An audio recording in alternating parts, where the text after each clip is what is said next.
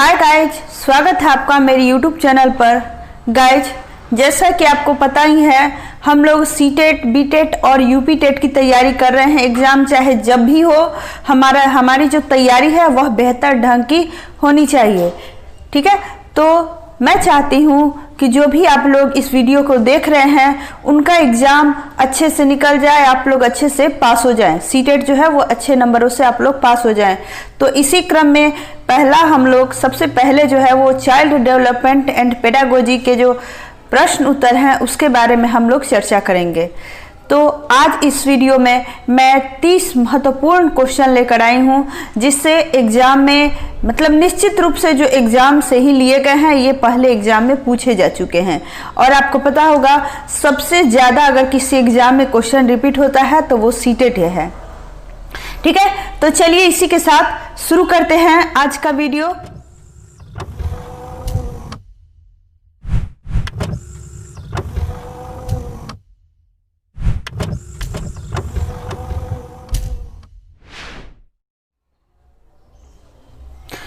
आज के वीडियो का पहला प्रश्न है, लेव वाइगोत्स्की के समाज संरचना सिद्धांत में दृढ़ विश्वास रखने वाले शिक्षक के नाते आप अपने बच्चों के आकलन के लिए निम्नलिखित में से किस विधि को वरीयता देंगे? ऑप्शन है सहयोगी प्रोजेक्ट, मानकीकृत परीक्षण, तथ्यों पर आधारित प्रत्यास्मरण के प्रश्न या फिर बहुवस्तुपरक बहुविकल्पी प्रकार के प्रश्न।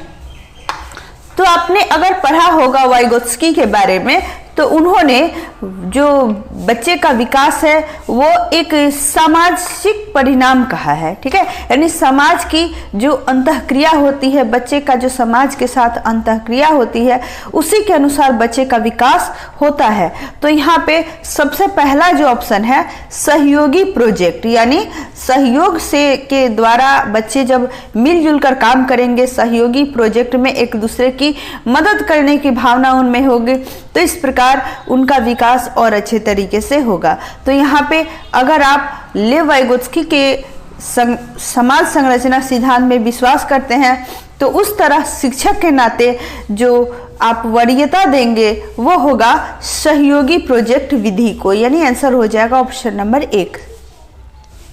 अगला क्वेश्चन है, अपनी कक्षा की व्यक्तिक भिन्नताओं से निपटने के लिए शिक्षक को चाहिए कि व्यक्तिक भिन्नता, ये प्रत्येक व्यक्ति में जो अलग अलग विभिन्नता होती है उसी को हम व्यक्तिक विभिन्नता या भिन्नता कहते हैं।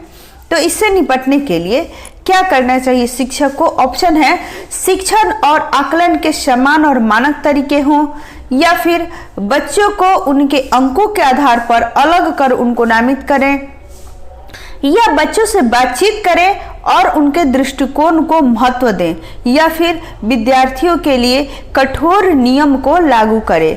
तो आंसर हो जाएगा इसका बच्चों से बातचीत करें और उनके दृष्टिकोण को महत्व दें, क्योंकि जब तक बच्चे के जो दृष्टिकोण है उनको महत्व नहीं दिया जाएगा, उनके सोच और विचार को महत्व नहीं दिया जाएगा, तब तक जो व्यक्तिक विभिन्नता है वह अलग दूर नहीं होगी। ठीक है, तो व्यक्तिक विभिन्नताओं को हटाने के लिए, उससे निपटने के लिए शिक्षक को चाहिए कि बच्चों से बातचीत करें और उनके दृष्टिकोणों को महत्व दे। अगला क्वेश्चन है, आकलन उद्देश्य पूर्ण होता है यदि, यानी आकलन का उद्देश्य कब पूरा होता है? जब उसके अनुसार इससे विद्यार्थियों में भय और तनाव का संचार हो, या फिर इससे विद्यार्थियों और शिक्षकों को प्रतिपुष्टि या फीडबैक प्राप्त हो, या यह केवल 1 वर्ष के अंत में हो, या फिर विद्यार्थियों की उपलब्धियों में अंतर करने के लिए तुलनात्मक मूल्यांकन किया जाए। तो आकलन जो है वह उद्देश्यपूर्ण तब होता है जब विद्यार्थियों और शिक्षक को प्रतिपुष्टि प्राप्त हो, है ना, यानी विद्यार्थियों में जो कमियां हैं वो शिक्षकों को प्राप्त हो सके, ताकि उन कमियों को दूर करने का जो प्रयास है वह शिक्षक का हो सके, शिक्षक उन कमियों को दूर करने का प्रयास कर सके, शिक्षक को पता चले कि जो विद्यार्थी हैं उनमें किसमें क्या कमी है। ठीक है, तो आंसर क्या हो जाएगा? आंसर हो जाएगा इसका ऑप्शन नंबर बी, यानी आकलन उद्देश्यपूर्ण होता है यदि इससे विद्यार्थियों और शिक्षकों को प्रतिपुष्टि या फीडबैक प्राप्त हो। अगला क्वेश्चन है, राष्ट्रीय पाठचर्या रूपरेखा एनसीएफ 2005 के अनुसार शिक्षक की भूमिका है। किस प्रकार की भूमिका होती है एक शिक्षक की? सत्तावादी, अधिनायकीय, अनुमति परक या फिर सुविधादाता? तो आपको पता ही है, राष्ट्रीय पाठचर्या रूपरेखा 2005 जो है वह पूरी तरह बच्चे के केंद्र में है, यानी बच्चा जो है वो सेंटर में होता है और जो सारी शिक्षा व्यवस्था है वो उसके चारों ओर घूमती है, यानी केंद्र में बच्चा ही होता है। तो शिक्षक को चाहिए कि वह बच्चे को सारी सुविधाएं प्रदान करे जिससे बच्चा जो है वह अपना सर्वांगीण विकास करने में सक्षम हो। आंसर हो जाएगा ऑप्शन नंबर डी, यानी सुविधा परक। अगला क्वेश्चन है, अनुसंधान सुझाते हैं कि एक विविध कक्षा में अपने विद्यार्थियों से शिक्षिका की अपेक्षाएं विद्यार्थियों के अधिगम, यानी क्या होगा, जो विद्यार्थियों के अधिगम है उन पर महत्वपूर्ण प्रभाव छोड़ती है या फिर उसका एकमात्र निर्धारक होती है या उसके बिना संबंधित नहीं मानी चाहिए या उस पर कोई प्रभाव नहीं डालती है। तो यह आंसर हो जाएगा ऑप्शन नंबर 1, यानी अनुसंधान ये सुझाते हैं कि विविध कक्षा में अपने विद्यार्थियों से शिक्षिका की जो अपेक्षाएं होती हैं वह विद्यार्थियों के अधिगम पर महत्वपूर्ण प्रभाव डालती हैं या छोड़ती हैं। अगला क्वेश्चन है, विशेष आवश्यकता वाले बच्चों को शामिल करना क्या है? एक काल्पनिक लक्ष्य है या जिनमें अक्षमता न हो उन बच्चों के लिए हानिकारक है या फिर विद्यालयों पे इसका भार बढ़ेगा या शिक्षक के प्रति दृष्टिकोण विषय वस्तु और धारण परिवर्तन की अपेक्षा रखता है? तो देखिए, विशेष हम लोग ये जो नई शिक्षा नीति है इसके अनुसार समावेशी शिक्षा को मुख्य माना गया है। समावेशी शिक्षा अर्थात अगर किसी बच्चे में कोई कमी भी है तो उसको बाकी जो नियमित छात्र हैं उनके साथ शिक्षा देने की व्यवस्था की जाए। तो यहाँ विशेष आवश्यकता वाले बच्चों की बात हो रही है, विशेष आवश्यकता वाले बच्चों को शामिल करना। तो ये काल्पनिक लक्ष्य नहीं है बल्कि इसे वास्तविक रूप में भी अपनाया जा सकता है। तो ये आंसर गलत होगा।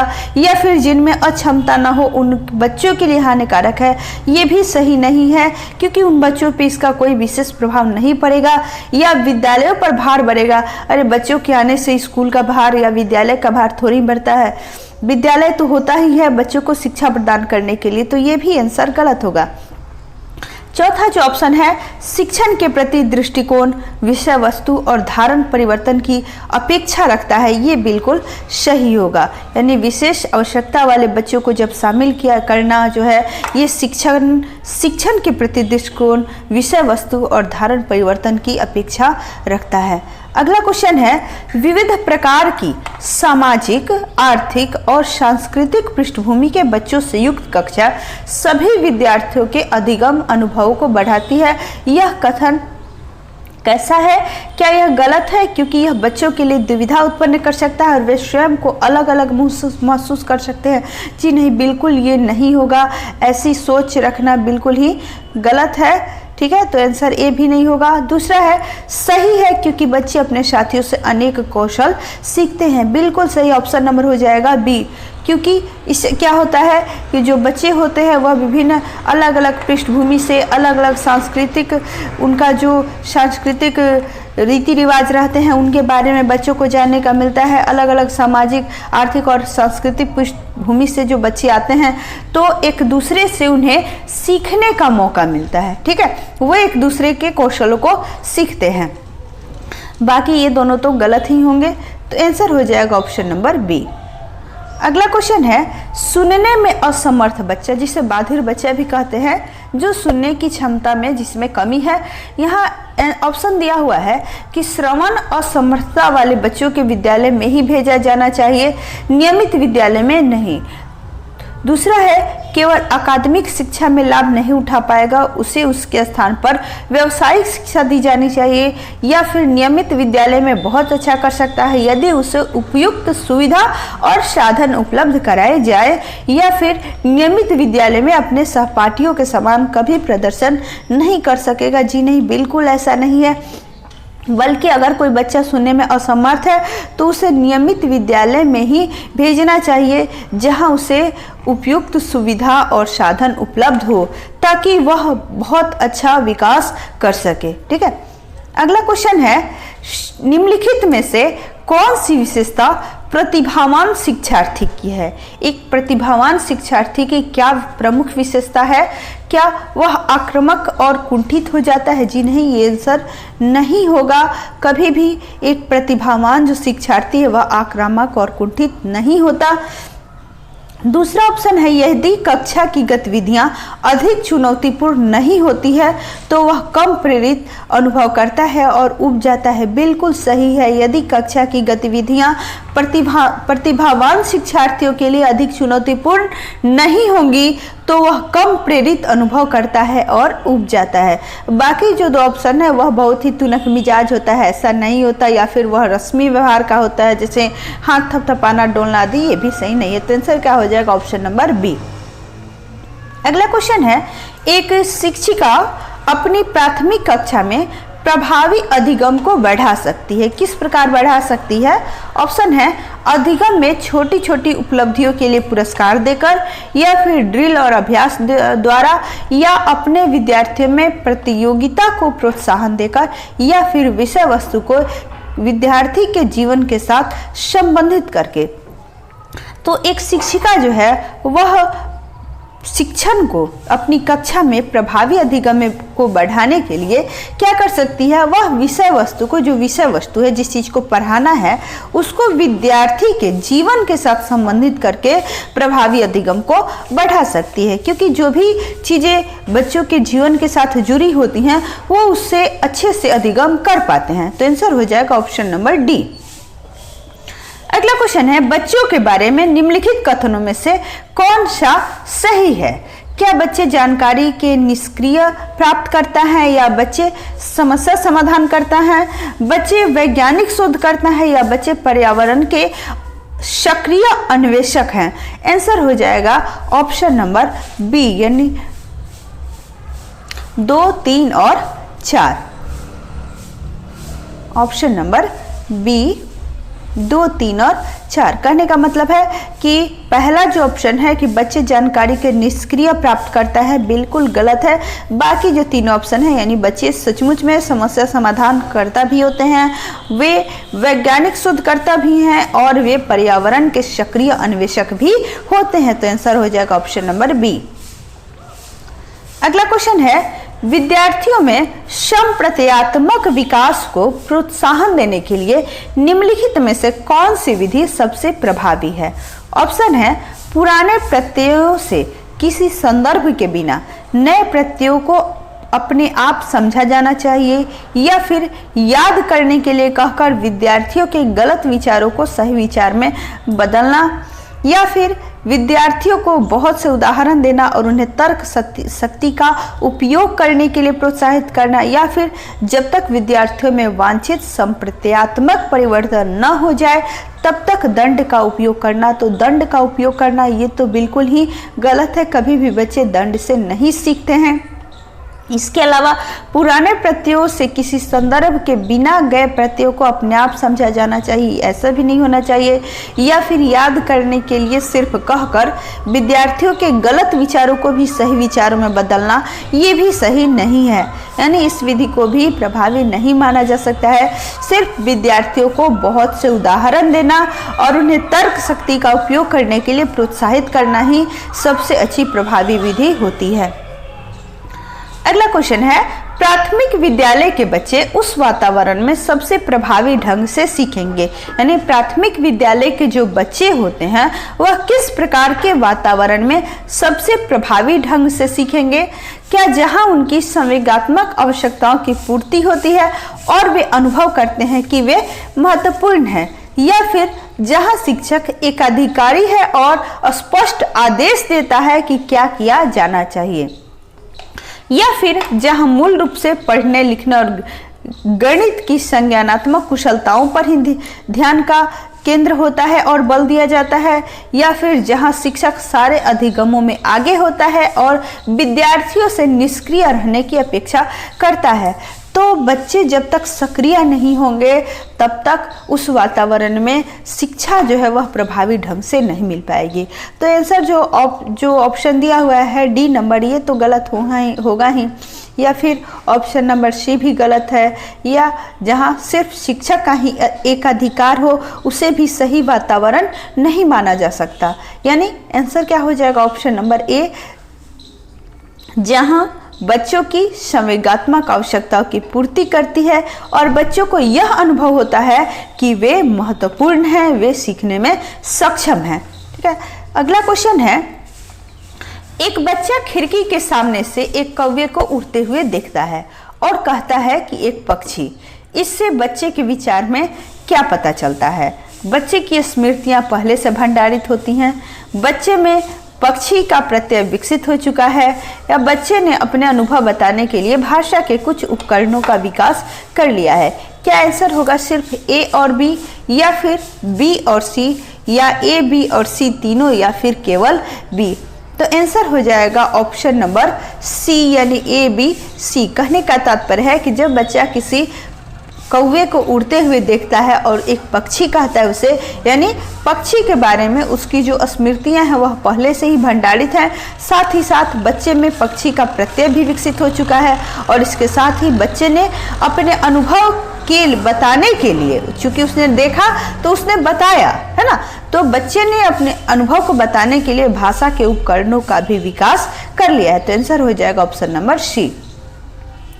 अगला क्वेश्चन है, कोई शिक्षिका अपने विद्यार्थियों को क्या कहे कि उन्हें भीतरी प्रेरणा के साथ कार्य करने के लिए प्रोत्साहित कर सके? चलो इसे उसके करने से पहले समाप्त कर लो। यानी किसी बच्चे से किसी काम को करने के लिए कहा जाए कि चलो इसे दूसरे बच्चे से करने से पहले समाप्त कर लो, या फिर तुम उसके जैसा क्यों नहीं हो सकते, देखो उसने इसे एकदम ठीक कर दिया, या फिर काम जल्दी करो तुम्हें टॉफी मिलेगी, या इसे करने की कोशिश करो तुम सीख जाओगे। तो दूसरे से तुलना करना ये कहीं भी सही नहीं है। तो यहाँ पहले और दूसरे वाक्य से स्पष्ट हो रहा है कि शिक्षिका जो है वह बच्चे का पहले और मतलब दूसरे वाक्य में किसी दूसरे से उसकी तुलना कर रही है, और यहाँ बच्चों में तुलना की बात नहीं करनी चाहिए। यहाँ चूंकि दिया हुआ है कि भीतरी प्रेरणा के साथ कार्य करने के लिए प्रोत्साहित करना है, ठीक है, या काम जल्दी पूरा करो तुम्हें एक ट्रॉफी मिलेगी, ये भी सही नहीं माना जा सकता, क्योंकि काम जल्दी पूरा करने पर ट्रॉफी मिलेगी तो हो सकता है कि बच्चा उस काम को सही तरीके से न कर सके। तो यहाँ आंसर क्या हो जाएगा, यहाँ आंसर हो जाएगा ऑप्शन नंबर 4, ठीक है, यानी इसे करने की कोशिश करो तुम सीख जाओगे। इससे क्या होता है, बच्चे की भीतरी प्रेरणा के साथ कार्य करने में उनमें उत्साह जगता है। अगला क्वेश्चन है, कोई शिक्षिका अपने विद्यार्थियों को अध्ययन करने हेतु आंतरिक रूप से उत्प्रेरित करने के लिए कैसे प्रोत्साहित कर सकती है? ऑप्शन है उनमें चिंता और डर पैदा करके। तो कभी भी चिंता और डर पैदा करके किसी बच्चे को अध्ययन करने के लिए आंतरिक रूप से उत्प्रेरित नहीं किया जा सकता, या फिर प्रतियोगितात्मक परीक्षण से, जी नहीं, इससे भी नहीं हो सकता, या फिर व्यक्तिगत लक्ष्य निर्धारित करने और उनमें निपुणता पाने में उन्हें मदद करके। बिल्कुल सही है, ऑप्शन नंबर सी हो जाएगा। कोई शिक्षिका अपने विद्यार्थियों को अध्ययन करने हेतु आंतरिक रूप से उत्प्रेरित करने के लिए व्यक्तिगत लक्ष्य निर्धारित करने और उनमें निपुणता लाने में उन्हें मदद कर सकती है। अगला क्वेश्चन है, किसी प्रारंभिक कक्षा में प्रभावशाली शिक्षक का उद्देश्य विद्यार्थियों को उत्प्रेरित करना होगा, सीखने के लिए जिससे वे जिज्ञासु बने और सीखने के लिए ही सीखना पसंद करें, या फिर रट कर याद करने के लिए जिससे वे प्रत्यास्मरण करने में अच्छे बने, या दंडात्मक उपायों का प्रयोग करके जिससे वे शिक्षक का सम्मान करें, या फिर ऐसे काम करने के लिए जिससे परीक्षा के अंत में वे अच्छे अंक पा सकें। तो रट कर याद करना ये कहीं भी सही नहीं माना गया है। इसे रट्टा मारना, तो जहाँ रट्टा मारने की बात होती है वहाँ बच्चे में सीखने की क्षमता का विकास कभी नहीं होता। यह दंडात्मक उपायों का प्रयोग करके जिससे वे शिक्षक का सम्मान करें। तो अगर बच्चे शिक्षक की जो शिक्षण की प्रक्रिया है अगर वो अच्छे से समझ रहे हैं, शिक्षक बच्चों को अच्छे से समझा पा रहे हैं, तो बच्चा खुद ही शिक्षक का सम्मान करेगा। इसीलिए दंडात्मक उपायों का प्रयोग करने की आवश्यकता नहीं है, या फिर सिर्फ ऐसे काम करने से जिसे परीक्षा के अंत में अच्छे अंक प्राप्त कर सके। तो ये तो सिर्फ डिग्री लेने की बात हो गई, यहाँ अधिगम का कहीं भी सरोकार नहीं है। तो बच्चे अगर सिर्फ सीखने के लिए सीखना पसंद करें तो ये सबसे बेहतर होता है, यानी बच्चों में जिज्ञासा उत्पन्न हो सीखने के लिए, ताकि वो सिर्फ सीखने के लिए ही सीखना को पसंद करें। यही एक प्रभावशाली शिक्षक का उद्देश्य होना चाहिए, शिक्षार्थियों को या विद्यार्थियों को उत्प्रेरित करने के लिए। अगला क्वेश्चन है, निम्नलिखित में से कौन सा उदाहरण प्रभावशाली विद्या की प्रथा का है? ऑप्शन है निरंतर तुलनात्मक मूल्यांकन, या शारीरिक दंड, या फिर व्यक्ति सापेक्ष अधिगम, या प्रतियोगितात्मक कक्षा। तो आंसर हो जाएगा इसका ऑप्शन नंबर सी, यानी व्यक्ति सापेक्ष अधिगम। ये उदाहरण जो है यह प्रभावशाली विद्या की प्रथा का है। अगला क्वेश्चन है, विकास का सिरह पदाभिमुख दिशा सिद्धांत व्याख्या करता है। विकास इस प्रकार आगे बढ़ता है, सामान्य से विशिष्ट कार्यों की ओर, भिन्न से एकीकृत कार्य की ओर, सिर से पैर की ओर, या फिर ग्रामीण से शहरी क्षेत्र की ओर। तो यहाँ विकास का सिरह पदाभिमुख दिशा सिद्धांत की व्याख्या की बात कही गई है, तो इसका आंसर हो जाएगा ऑप्शन नंबर सी, यानी सिर से पैर की ओर। विकास की प्रक्रिया जो है वह सिर से पैर की ओर होती है। पहले सिर विकसित होता है और उसके बाद पैर का विकास होता है। अगला क्वेश्चन है, भाषा विकास के लिए सबसे संवेदनशील समय निम्नलिखित में से कौन सा है? जन्म पूर्व का समय। तो जन्म पूर्व के समय बच्चे भाषा कहाँ से सीखते हैं? जब जन्म ही नहीं हुआ है तो बच्चे भाषा कहाँ से सीखेंगे? तो ये आंसर गलत होगा। दूसरा जो ऑप्शन दिया हुआ है मध्य बचपन का समय, यह भी सही नहीं है। तीसरा वयस्कावस्था। वयस्कावस्था में बच्चे पूर्ण रूप से भाषा सीख चुके होते हैं, और भाषा सीखने का, भाषा विकास का सबसे संवेदनशील समय जो होता है वो होता है प्रारंभिक बचपन का समय। आंसर हो जाएगा ऑप्शन नंबर डी। अगला क्वेश्चन है, एक 6 वर्ष की लड़की खेलकूद में असाधारण योग्यता का प्रदर्शन करती है। उसके माता पिता दोनों ही खिलाड़ी हैं, उसे नित्य प्रशिक्षण प्राप्त करने भेजते हैं और सप्ताहांत में यानी सप्ताह के अंत में उसे प्रशिक्षण भी देते हैं। बहुत संभव है कि उसकी क्षमताएं निम्नलिखित दोनों के बीच परस्पर प्रतिक्रिया का परिणाम होगी, आनुवंशिकता और पर्यावरण का, या फिर वृद्धि और विकास का, स्वास्थ्य और प्रशिक्षण का, या फिर अनुशासन और पौष्टिकता का। तो आप देख रहे हैं कि उसके माता पिता दोनों ही क्या है, खिलाड़ी हैं और उसे नित्य प्रशिक्षण प्राप्त करने भेजते हैं। ठीक है, तो आनुवंशिकता की बात हो गई, और सप्ताहांत में उसे प्रशिक्षण भी देते हैं, यानी उसे अनुकूल पर्यावरण भी प्राप्त हो रहा है। तो उसकी जो क्षमताओं का विकास होगा यह उसके आनुवंशिकता और जो पर्यावरण है उसके बीच परस्पर प्रतिक्रिया का परिणाम होगी। अगला क्वेश्चन है, निम्नलिखित में से कौन सा समाजीकरण के गौण वाहक होते हैं?